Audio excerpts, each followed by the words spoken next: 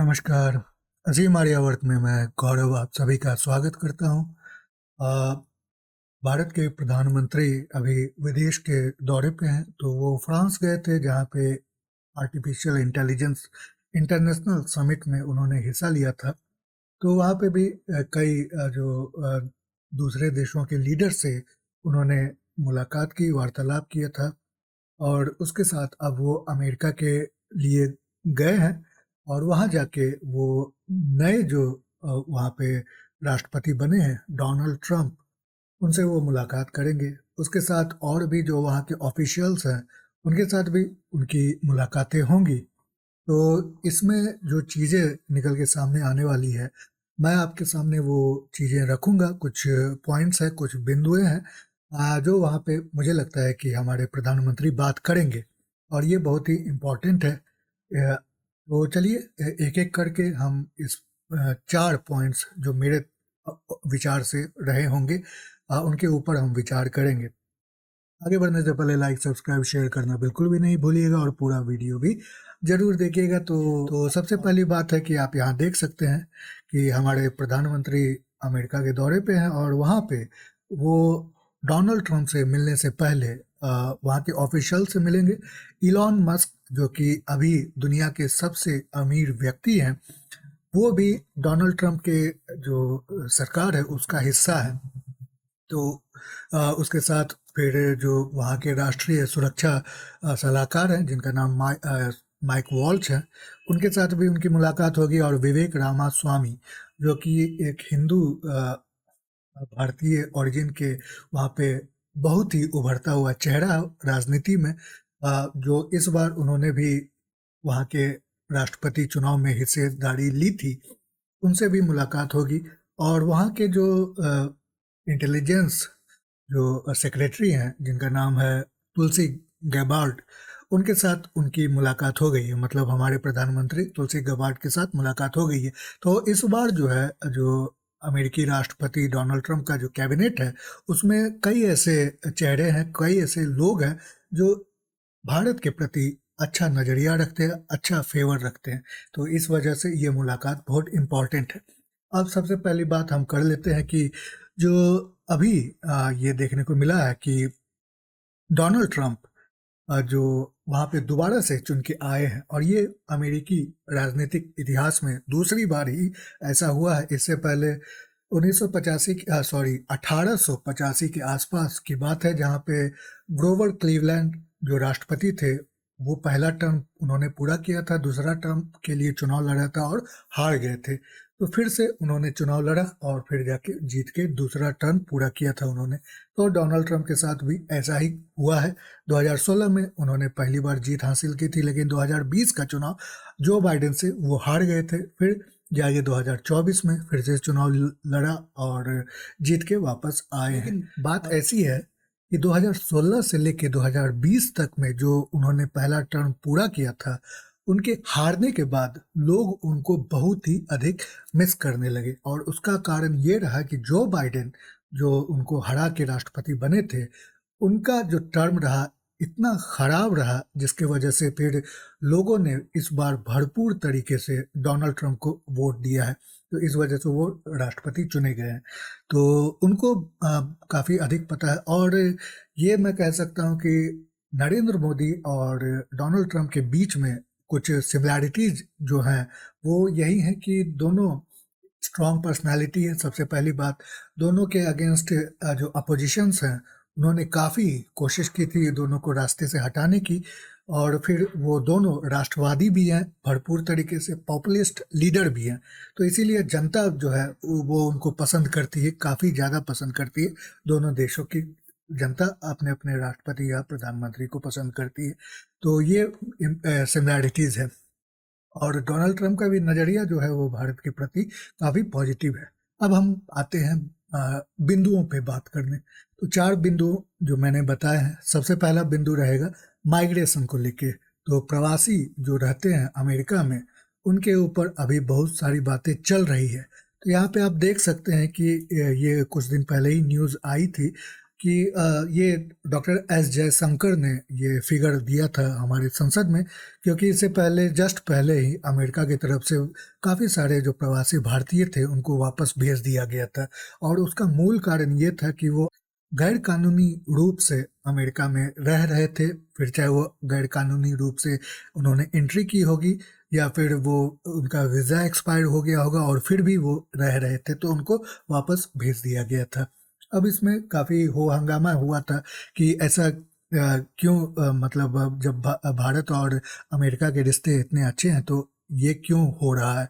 तो इसका मैं अपनी तरफ से अगर समझता हूँ तो जैसे हम बांग्लादेशी को डिपोर्ट कर रहे हैं जो यहाँ पे इलीगल रूप से रह रहे हैं, उसी तरह अमेरिका भी डिपोर्ट कर रहा है। तो अगर हम ऐसा करते हैं तो वो भी वैसा ही करेंगे। और वैसे भी बात ये है कि जो डोनाल्ड ट्रंप है, उन्होंने ये अपने कैंपेन का एक मुद्दा बनाया था, जिस पे वो उन्होंने चुनाव लड़ा था और समर्थन उनको काफ़ी अधिक मिला था इस मामले में।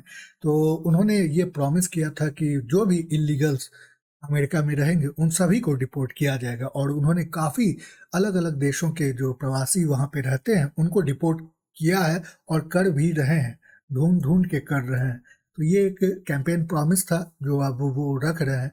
तो इसीलिए अब जो हम या हमारे प्रधानमंत्री अमेरिका में जाके इसके बारे में बात करेंगे, वो होगा लीगल, कानूनी रूप से जो प्रवासी भारत से जाते हैं, उनके बारे में। तो एक H-1B वीज़ा है, उसके साथ और भी कई वीज़ाज़ होते हैं, जैसे टूरिस्ट ट्रैवल, उसको भी ईज़ करने से होता है कि भारत से कई लोग अमेरिका जाके घूम फिर सकते हैं। H-1B वीज़ा जो है, वो बेसिकली स्किल्ड लेबर फ़ोर्स के लिए है, जो हमारे जो ग्रेजुएट्स हैं, जो इंजीनियर्स हैं, जो बहुत जिनके अंदर टैलेंट है और टेक्निकल टैलेंट, नो हाउ जानते हैं, उनको अमेरिका में जॉब अपॉर्चुनिटीज़ अधिक मिलती है, खासकर इंफॉर्मेशन टेक्नोलॉजी के फील्ड में। तो इस वजह से भारत से काफ़ी अधिक मात्रा में जो है वो स्किल्ड लेबर फोर्स अमेरिका जाती है। तो इसका भी एक कोटा है, एक लिमिट है। और डोनाल्ड ट्रंप ने जो है वो कैंपेन के दौरान ये वादा किया था इसको कम करेंगे, इसको कटौती करेंगे। लेकिन फिर जाके ये हमें पता चला कि डोनाल्ड ट्रंप के ही, जैसे मैंने बोला कि इलॉन मस्क उनके ही सरकार में है, तो इलॉन मस्क जो है वो फेवर में है। यहाँ पे आप देख सकते हैं he always been in favour of the programme. तो इलॉन मस्क भरपूर तरीके से H-1B वीज़ा, जिसमें भारत के लोग ही अधिक जाते हैं, उसका बचाव किया था और उसके कारण डोनाल्ड ट्रंप के समर्थन में भी जो है लोग उसमें दो गुट हो चुका था। तो अभी मुझे लगता है कि इसके बारे में हमारे प्रधानमंत्री ज़रूर बात करेंगे। इसमें जो प्रोसेस होगा, प्रोसीजर है, उसको ईज़ करने की बात होगी या कोटा को बढ़ाने की बात होगी। तो ये एक इम्पॉर्टेंट बिंदु है, जो ये पहला मैं समझता हूँ कि भारत और अमेरिका के बीच में बात होगी, नेगोशिएशंस होंगे। अब दूसरा जो बिंदु हम करेंगे, ये भी काफ़ी महत्वपूर्ण होगा और वो है हमारे बिजनेस को लेके, हमारे ट्रेड को लेके। तो भारत एक ग्रोइंग इकॉनमी है, एक बड़ा मार्केट है, एक एक्सपोर्टिंग मार्केट बनता जा रहा है। भारत से बने हुए सामान जो है वो कई देशों में जाते हैं और अमेरिका बहुत ही बड़ा एक मार्केट है, जहाँ पे भी भारत अपना सामान बेचना चाहेगा। अब हुआ है क्या कि डोनाल्ड ट्रंप हमेशा से ये कहते हैं कि अमेरिका में जो बनी चीज़ें हैं वहीं पे उसका उपयोग होना चाहिए। उनको भारत या कहीं और देशों से भी आयात करने की ज़रूरत नहीं है। अमेरिका खुद ब खुद ये सारे सामान बना सकता है। अभी के समय ये है कि अमेरिका काफ़ी देशों से बहुत सारी चीज़ें आयात करता है, जिसमें जो बड़े-बड़े जो उनके ट्रेडिंग पार्टनर्स हैं, उसमें आपको एक कनाडा है, एक मेक्सिको है, उसके साथ चाइना भी है। तो इसके साथ जो है बहुत ही अधिक मात्रा में सामान जो है अमेरिका में इंपोर्ट होते हैं। इन सभी पे टैरिफ लगाए हैं, उसमें अभी नेगोशिएशंस चल रहे हैं और हो सकता है कि टैरिफ बरकरार रहें। और डोनाल्ड ट्रंप ने ये भी बात कही थी कि वो भारत पे भी टैरिफ लगाएंगे। तो इसका भी एक जो है नेगोशिएशंस में ये बातें उठाई जाएगी भारत की तरफ से। तो यहाँ पे आप देख सकते हैं कि भारत भी अपने तरफ से कुछ कॉम्प्रोमाइज़ करेगा और कुछ आइटम्स जो भारत से वहाँ, सॉरी, अमेरिका से भारत इंपोर्ट होते हैं, का आयात होता है तो उसमें फिर टैरिफ कम किया जाएगा, यानी कस्टम ड्यूटी जो होती है वो कम किया जाएगा। तो इससे होगा क्या कि फिर यूएस भी है जो वो भारत के प्रोडक्ट्स पे ड्यूटी नहीं बढ़ाएगा। तो ये भी नेगोशिएशंस के लिए बहुत इम्पोर्टेंट है, क्योंकि हमारी जो एक्सपोर्ट है वो अभी बढ़ रही है और हमें अमेरिका मार्केट की काफ़ी अधिक आवश्यकता है। वहाँ पे बहुत ही ज़्यादा बिजनेस है, बहुत ही बड़ा मार्केट है, तो इसीलिए डिमांड भी काफ़ी अधिक है। और चाइना अभी तक अमेरिका को काफ़ी चीज़ें सप्लाई कर रहा है।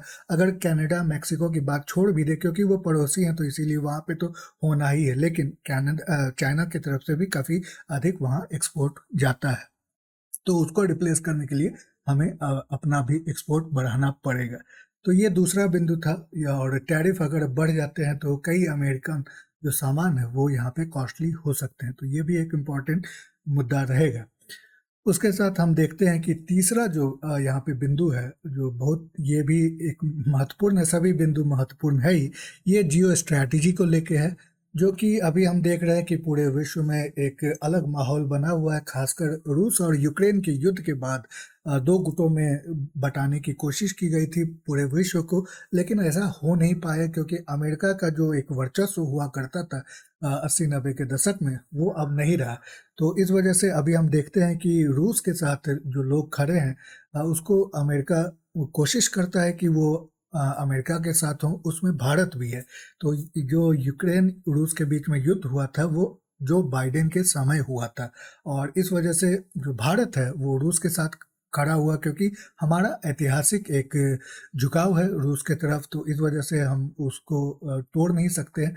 और इस वजह से अमेरिका भी हमसे काफ़ी नाराज़ हुआ था और उन्होंने काफ़ी धमकियां भी दी थी, जिसमें उन्होंने कहा था कि भारत के जो सामान है उनको सैंक्शन किया जाए, जो कंपनीज हैं वो सैंक्शंस किया जाए, क्योंकि ये जो कंपनीज है वो रूस के साथ उनका बिजनेस है। अब उसके साथ उन्होंने, जो अमेरिका है वो भारत में जो भी डिफेंस के इक्विपमेंट्स आने थे अमेरिका से, उसको भी डिले करना शुरू कर दिया था, उसको भी लैगिंग करना शुरू कर दिया था। तो इन सभी चीज़ों को लेके भी एक इम्पॉर्टेंट वजह बनेगी कि हम जो है डोनाल्ड ट्रंप के साथ हमारे रिश्ते अभी और अच्छे हों, नेगोशिएशंस चल रहे हैं। दूसरा इसका कारण है कि जब रूस यूक्रेन का युद्ध हुआ और ये विश्व को बांट रहा था, तो उसमें जो है ब्रिक्स काफ़ी ऊपर होने लगा, क्योंकि भारत जो है वो रूस के साथ हो गया, तो अमेरिका से हॉस्टिलिटी दिख रही थी। तो चाइना इसका फ़ायदा उठाते हुए ब्रिक को और प्रमोट करने लगा। अब ब्रिक को जब प्रमोट करता है तो चाइना अपना डोमिनेंस दिखाता है, और भारत वो नहीं चाहता है। भारत चाइना का सबसर्विएंट नहीं बन सकता है। इस वजह से भारत शांत था, अपने पत्ते अभी दबा के रखे थे। अब खोलने की बारी है, क्योंकि जो ट्रम्प है वो बेसिकली युद्ध नहीं चाहते किसी भी तरह का। और अपने समय में उनको माना जाता है कि रोनाल्ड रीगन जो थे, जिन्होंने सोवियत यूनियन को तोड़ा था, उसके बाद से जो है जितने भी राष्ट्रपति हुए हैं उसमें डोनाल्ड ट्रंप सबसे जो शांति प्रिय राष्ट्रपति हुए हैं। उनके समय कोई भी युद्ध नहीं हुआ। इनफैक्ट ऐसा भी देखने को मिला है कि वो सीरिया से उन्होंने अमेरिकी सेना को निकाला था, उसके साथ उन्होंने अफगानिस्तान से भी निकालने की बात की थी, लेकिन वो दूसरा चुनाव हार गए थे, तो वो नहीं कर पाए थे। तो ये सारी चीज़ें थी। अब एक और बात रही, डोनाल्ड ट्रंप का भारत के प्रति अच्छा नज़रिया होते तो इससे होता है क्या कि हम चाइना के अगेंस्ट और तगड़े रूप से खड़े होंगे, क्योंकि अमेरिका हमें हेल्प नहीं करेगा। ये बात बिल्कुल भी अपने दिमाग से निकाल दे कि हम अमेरिका के साथ एकदम फ्रेंडली हो जाएंगे चाइना के अगेंस्ट। अमेरिका का बस इतना कहना है, क्योंकि हमने देखा था कि जब फर्स्ट टर्म हुआ था डोनाल्ड ट्रंप का, तो उस समय जो है डोनाल्ड ट्रंप ने चाइना पे बहुत टैरिफ लगा दिए थे, एक टैरिफ वॉर शुरू कर दी थी, और चाइना को इससे बहुत ही अधिक प्रॉब्लम हुई थी उस समय। तो इस वजह से मैं समझता हूँ कि ये भारत के लिए एक फेवर कर सकता है। तो अभी भी डोनाल्ड ट्रंप ने कहा है कि वो चाइना के अगेंस्ट इस तरह के एक्शंस दोबारा लेंगे। तो ये एक फेवर वाली बात होगी, और ये जियो स्ट्रैटेजी का बिंदु रहेगा। अब लास्ट पॉइंट जो चौथा बिंदु होगा वो डिफेंस को लेके, वो सुरक्षा को लेके। तो सुरक्षा में कई चीज़ें आती है। एक तो डायरेक्ट मिलिट्री अलायंस या मिलिट्री जो पार्टनरशिप है उसके बारे में। तो जब डोनाल्ड ट्रंप वहाँ शपथ ग्रहण कर रहे थे राष्ट्रपति बनने का, तो फिर हमारे जो डॉक्टर एस जयशंकर थे वो वहाँ पे मौजूद थे, वो वहाँ पे प्रेजेंट थे। और क्यों? क्योंकि मार्को रूबियो ये भी नए वहाँ के विदेश मंत्री है। तो ये आपको जो चार दिख रहे हैं वो बेसिकली क्वाड का हिस्सा है। तो इसमें जापान, भारत, अमेरिका और ऑस्ट्रेलिया है, जो कि एक तरह से एंटी चाइना एक गुट समझा जाता है। तो इसका भी प्रमोशन होगा, क्योंकि जो बाइडेन के समय में इसको बिल्कुल ही एक तरह से फ्रीज कर दिया गया था, क्योंकि रूस का युद्ध था और भारत रूस के साथ खड़ा था। तो इस वजह से जो बाइडेन के जो गवर्नमेंट थी वो भारत के अगेंस्ट चल रही थी। अब मिलिट्री अलायंस अगर देखें तो यहाँ पे आप देखें दो, ये बहुत ही अनोखी ये फोटो है, जो कभी आपको बहुत ही कम देखने को मिल सकती है। क्योंकि यहाँ पे आप देख सकते हैं कि एक तरफ खड़ा है रूस का सबसे आधुनिक सू 57, सुखोई सू 57, जो कि एक फिफ्थ जनरेशन वहाँ का स्टिल्ट फाइटर है। उसके साथ यहाँ पे अमेरिका का जो है F-35 खड़ा है, ये भी फिफ्थ जनरेशन स्टिल्ट फाइटर है। और दोनों कोशिश कर रहे हैं कि भारत में वो बिजनेस कर सके, भारत इन दोनों में से कोई भी एक प्लेन खरीद सके। ऐसा किसी और जगह नहीं हो सकता, क्योंकि चाइना तो अपना खुद का बनाने लगा है और बाकी सारे देश जो हैं वो एक दूसरे का विरोध नहीं कर सकते। अगर रूस के साथ है तो रूस के साथ है, अमेरिका के साथ है तो अमेरिका के साथ है। बस भारत ही ये दोनों के साथ इस तरह से संबंध जो है वो बरकरार रख सकता है। तो ये भी इम्पोर्टेंट है। और भारत इतना बड़ा एक डिफेंस मार्केट है कि दोनों रूस और अमेरिका यहाँ पे बिजनेस करना चाहते हैं। और जो डोनाल्ड ट्रंप है, क्योंकि वो वैसे तो बिजनेसमैन है ही, तो वो भी चाहते हैं कि अमेरिका जितना भी बिजनेस कर सके वो बिजनेस को बढ़ावा देंगे। इसीलिए ये एक इम्पॉर्टेंट है और इस पे भी बात होगी, क्योंकि भारत एक बहुत ही बड़ी संख्या में फाइटर जेट्स खरीदने के मतलब एक डिसीजन पे है। हो सकता है वो भारत में बने, हो सकता है बाहर से खरीद के आए। तो ये अभी उस पे बातें चल रही है। तो ये भी एक यहाँ पे आपने देखा कोऑपरेशन चल रहा है। इसके साथ हम ये भी देखते हैं कि जब भी डोनाल्ड ट्रंप आते हैं तो वो पाकिस्तान के अगेंस्ट ही रहते हैं और हमेशा से उनका ये एक स्टॉन्च स्टैंड रहा है कि वो पाकिस्तान के अगेंस्ट बात करें। और जब वो अपने फर्स्ट टर्म में थे तो उन्होंने पाकिस्तान का डिफेंस ही जो अमेरिका की तरफ से पैसे आते थे उसको भी रोक दिया था। फिर जाके जो बाइडेन के समय में अमेरिका पाकिस्तान के को पैसे आने लगे। तो ये भी एक इम्पॉर्टेंट बात जो भारत को फेवर करती है, भारत को बेनिफिट करती है। तो ये चार बिंदु बहुत ही इम्पोर्टेंट, एक प्रवासी भारतीय का माइग्रेशन वाली, दूसरा जो है वो हमारे वित्त को लेके, वो हमारे ट्रेड को लेके, तीसरा जो है वो हमारे जियो स्ट्रैटेजी को लेके, चौथा होगा वो डिफेंस को लेके, सुरक्षा को लेके। तो ये था छोटा सा एनालिसिस। आपको कैसा लगा मेरे कमेंट सेक्शन में मुझे जरूर लिख के बताएं, अपने विचार भी लिख के बताएं कि इस मामले में आप क्या सोचते हैं। साथ में लाइक, सब्सक्राइब, शेयर करना बिल्कुल भी नहीं भूलिएगा। पूरा वीडियो देखने के लिए बहुत बहुत धन्यवाद। अगली बार फिर मिलते हैं, तब तक के लिए नमस्ते।